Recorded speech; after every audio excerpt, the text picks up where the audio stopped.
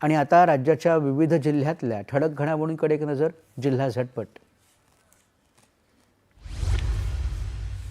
31 डिसेंबरच्या रात्री होणाऱ्या संभाव्य गैरकृत्यांना आळा घालण्यासाठी यवतमाळ पोलीस दल रात्रभर राबवणार ऑपरेशन ऑल आउट.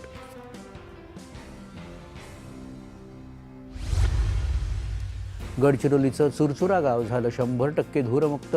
चुरचुरा गावचा हा आदर्श आता संपूर्ण राज्यभर राबवणार असल्याची सहपालकमंत्री ॲडव्होकेट आशिष जयस्वाल यांची माहिती. पुणे जिल्ह्यातील ओतूर येथे शिवनेरीचे वैभव पुस्तकाच्या अनावरण सोहळ्यासह हरिश्चंद्राच्या फॅक्टरीतील रत्ने या पुस्तकाचं प्रकाशन.